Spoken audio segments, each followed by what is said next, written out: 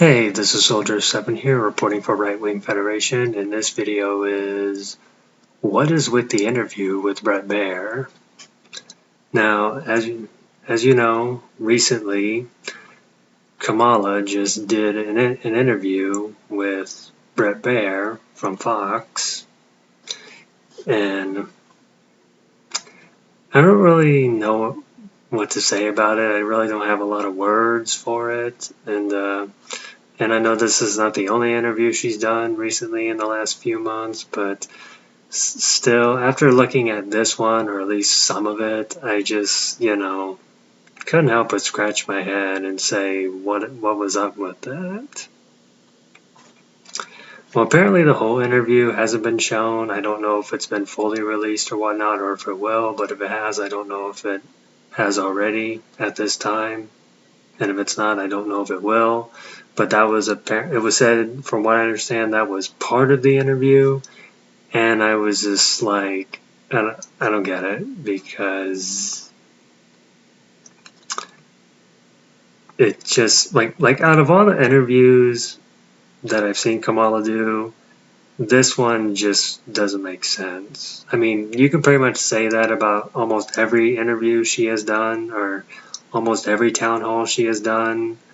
But this one, when I looked at it, I was like, this just doesn't make sense compared to like all the others. I mean, there's probably some worse out there, but the ones that I've seen, this one just like, I was like, ugh. I don't really have the words for it, or I just don't know what words to use other than it just did not make sense to me whatsoever, as I'm sure it did not make sense to many Americans whatsoever. But yeah, she was asked a lot of questions, and it just seems like no matter what, she always tried to bring it back about Donald Trump. Like, even when some of the issues she was asked about, like she was asked about like certain things about,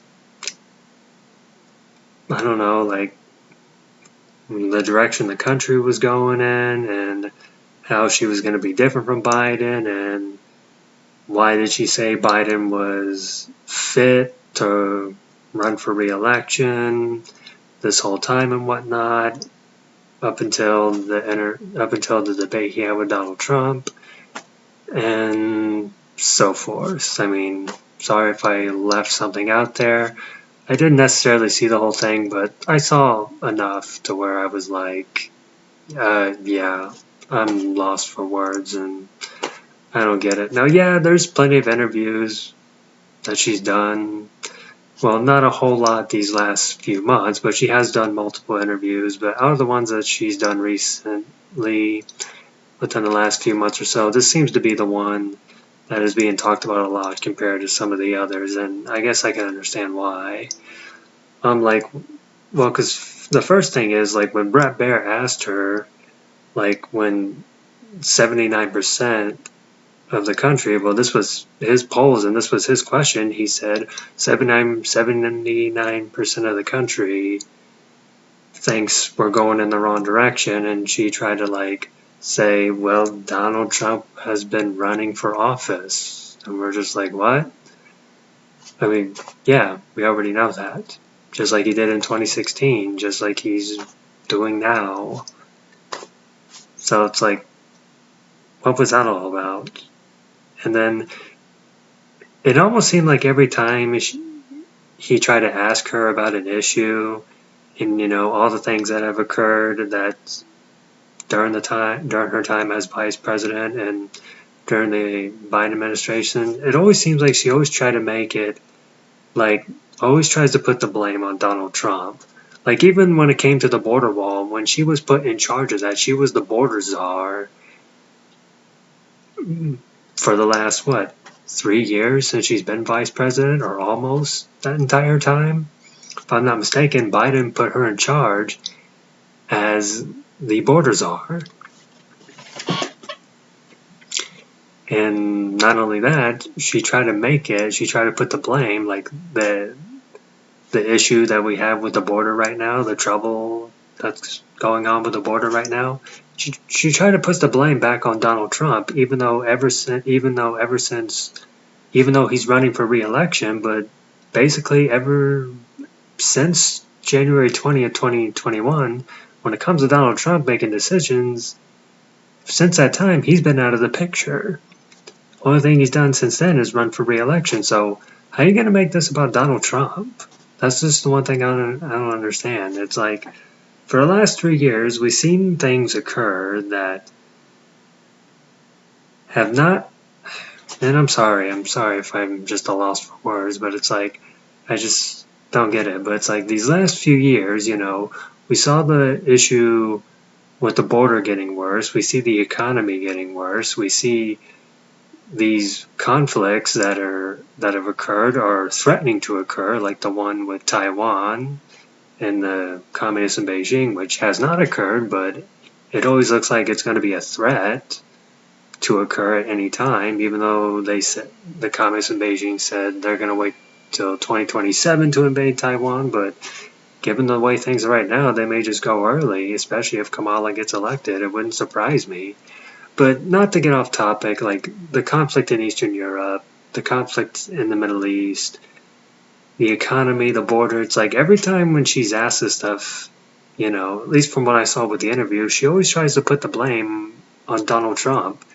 Even though she's been vice president for the last 3 years, and she has supported pretty much everything the president has done, which is Biden, technically, in case you haven't noticed. She has pretty much supported almost every issue that he's put forward. And not only that, she says she's going to be different, and she turns around and says that she's going to support the same policies that she's supported ever since she's been vice president. So how was she going to be any different? And when she was asked about Biden's fit for office, she wanted to make it all about Trump's fit for office. And yes, Trump is up there just like Biden. But, it seems like so far he's still able to get up and do things, and he doesn't need, someone to escort him out or escort him in and so forth, Whereas Biden, it seems like there are times where it seems like he does need that. And sometimes it seems like Biden does seem to have trouble with certain words and so forth and where he's at. I'm not saying that to be insulting, but it seems like in the case that we've seen over the last 3 years since he's had that position, that's what we've seen. So why did all that time did she say she was fit? And if she says she's going to be different, why does she keep advocating for the same policies she's been advocating for the last 3 years? So it just doesn't make sense. So to me, 4 years of Kamala is just another 4 years of Biden, except worse probably. And not only that, she even, when she was talking to Bret Baier, she was kind of like saying, "You know what I'm talking about," and then his response was, "Actually, I don't know what you're talking about."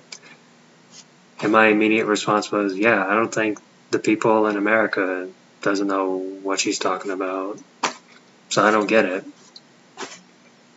So it's like, I don't know.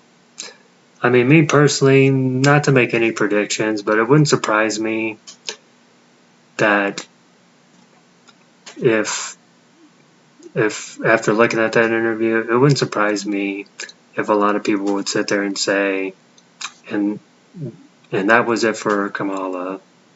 It wouldn't surprise me. Not that I'm saying it will be, not that I'm saying it is, but if